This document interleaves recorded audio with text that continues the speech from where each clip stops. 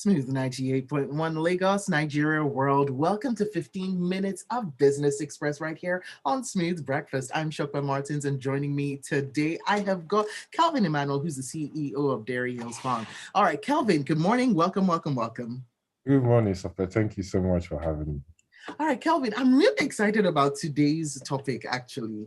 This is one that, I've actually wondered if it can work in Nigeria. And this is so we first of all, there was a lot of back and forth again about the Peter Obi action plan that came out, which people were like, "Oh, finally, we get to see what's going on." And he was like, "I don't know about this. That's we'll get back to it, and I'll give you the one with my inputs later on." But anyway, out of that came a debate about hourly wage versus salary, and people Right. had all sorts of things to say about it, right? Right. So there are some Twitter users who were like, yeah, people are just gonna earn less because I'm not paying you for the 4 hour commute. Also, others were like, you simply pay for the hours you work. Isn't that the height of efficiency? So Mm. let's talk about this a little bit. And by the way, to join this conversation, all you need to do is go over to youtube.com/smooth 981 FM Lagos. If you're on that live stream, you can leave your comments up on the live chat. You can send WhatsApp messages into 0809 440 981 or use Twitter. The hashtag is Business Express 981. So first things first, Kelvin. From an hourly wage perspective, if we're going to go down that route, who do you think would benefit more, the employer or the employee? I think the employee will benefit more, and it's high time for especially a city like Lagos. In fact, I discovered a couple of days ago that there are 5,591 Lagosians per square meter in Lagos. Lagos is a city of Yeah, very big. 3,577 square kilometers, and there are 5,591 persons per square kilometers. So for a city of Lagos where somebody wakes up in Agege and does a 2 or 2.5 commute to Victoria Island to the office, right? Mm-hmm. And in this post-COVID world where a lot of companies have switched from working in the office to working remotely, it's important for us to have this debate about people being paid by the hour. Because to be honest with you, the 35% turnover rate in companies from the Japa syndrome Mm-hmm. has really shown a lot of employers that they need to adjust their working conditions and be more flexible with their employees. The Yeah, reality of the situation is that a lot of people in Nigeria are poorly paid. And it's high time that that we is have, the reality. Yeah. yes, is it for nurses, for doctors, for lawyers are poorly paid, especially the lawyers who just started out in their careers. In fact, I'm shocked. Nigeria is one of the countries, I'm sure there are so many other countries, but Nigeria is one of the countries where lawyers are really, really poorly paid. So it's important for us to have this hourly wage conversation where people are paid by the hour for the work they do. When you clock in, your time starts reading. But it's also important for employers to realize that the world has moved from you must come into the office to are you getting your job done? Yeah, but okay, what I'm thinking about now, for those who cannot but come into the office, that traffic situation is it's a real factor, right? Because there Right. are some countries where I still remember this news from earlier on this year where a country said that okay, they were thinking about having to paying people for their commute times. We spend a lot of hours in traffic, Kelvin. We Right. do, Right. getting to work and getting away from work. How would Right. that work? Well, this is the reason why I said it's a hybrid model where employers need to understand that in the post-COVID world, you don't necessarily need to clock in and sign in physically. But You there are can, people who do. yes, What there are about there them? are people there are people whose work requires them to be physically present, and that was the reason why I said, especially for areas like and that are essential services, it's important for to be considered high skilled labor and for them to be paid.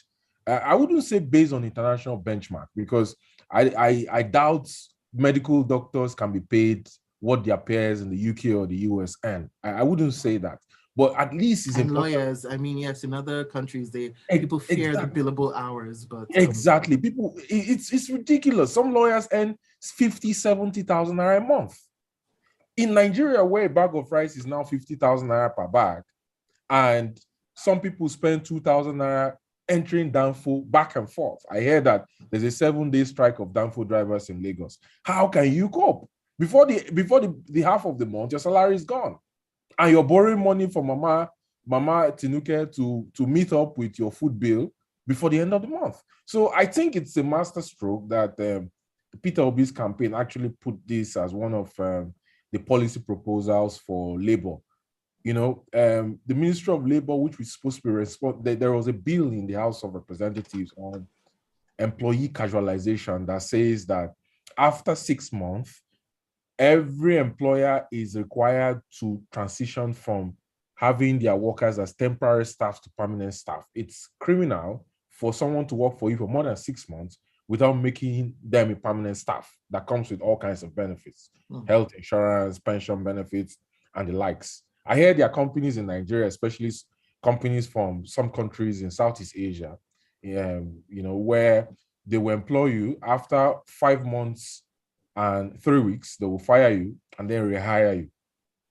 That's a practice that is criminal and that will not suffice in many parts of the world. So I think it's important that we have these conversations. All right, now let's just move on to the entirety of the Peter Obi manifesto. What are your thoughts on that?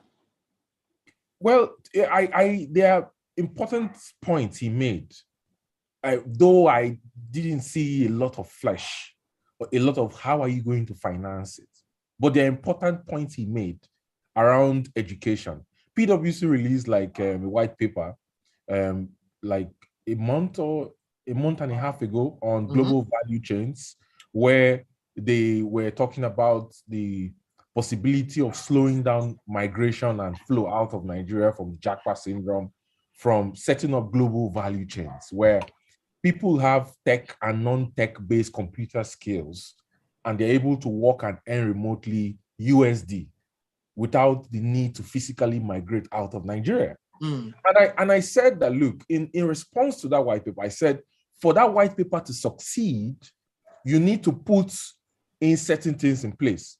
What's the level of internet penetration outside the major cities of Kaduna, Abuja, Lagos, Ibadan, Port Harcourt, Delta? What's the internet penetration, number one? Number two, what's the structure of the educational system, the curriculum? What's the access to computers that people have? There are still people who, even in the tech sector, they beg for computers to be able to learn how to code and, build their profile in that area.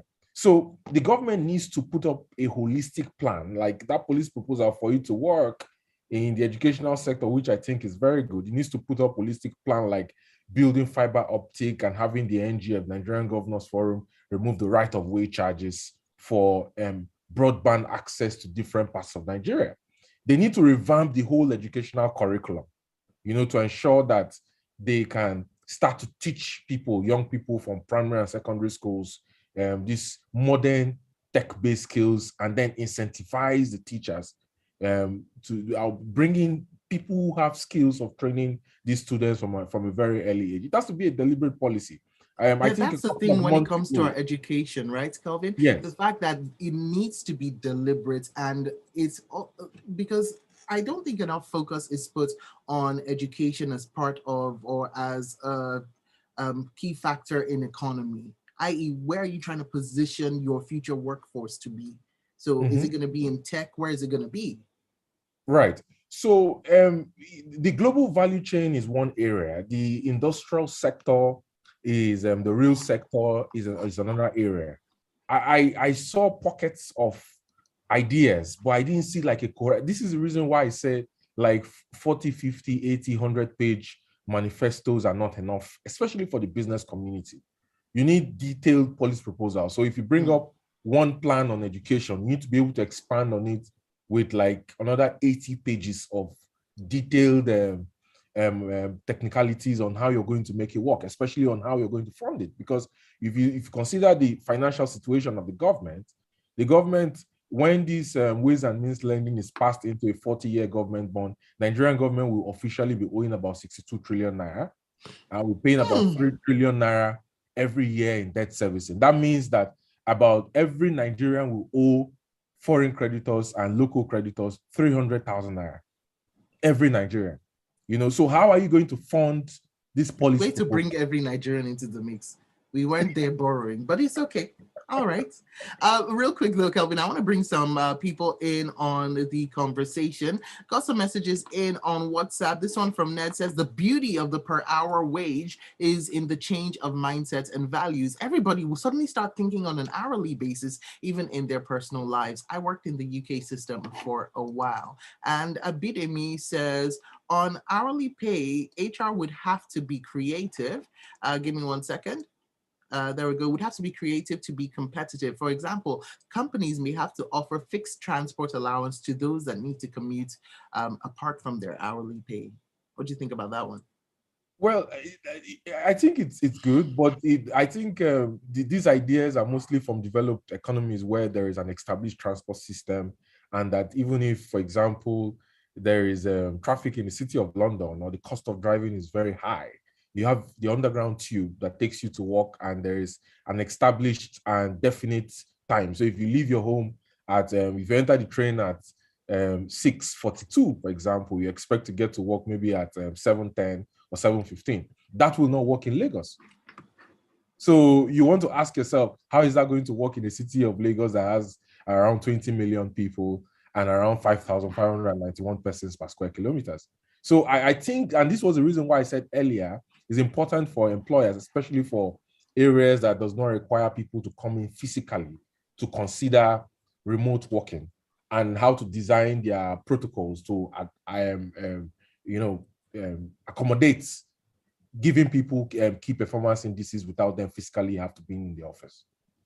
All right, now real quick, we've got about a minute. So we've got the banks rationing dollars now, and we're seeing the Naira, which I love the headline, Naira makes history at 800 Naira to the dollar now. But do you think, because a lot of people have been whispering in my ear that they're expecting to go maybe 1,000 Naira to the dollar, 1,000 to by December, by the end of the year, which is literally next month.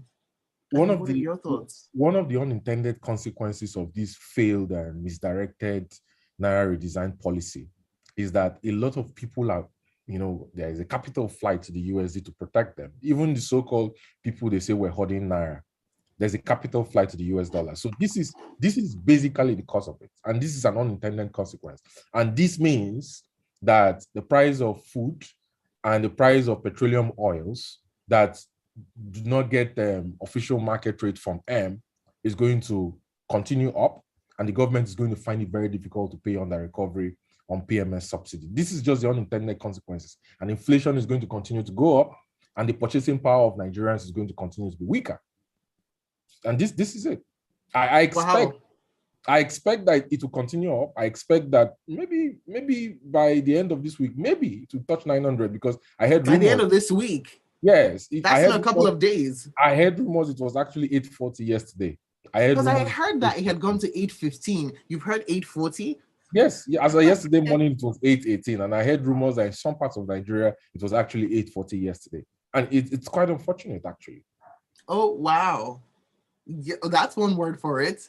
Well, Kelvin, thank you so much. You have that's what a conversation stopper. But actually, let's continue this conversation on social media. Where can we find you again? What's your handle? Real Kelvin 07 on Twitter. At Real Kelvin 07. I look forward, see the question mark in my voice now, to our next conversation here on Business Express. May you not start predicting Naira. I don't know. It will get to 2,000. No. We don't need that in our lives right now.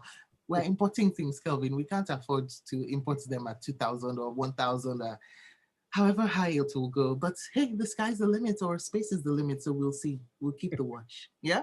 All right. Have a wonderful day. And I look forward to having you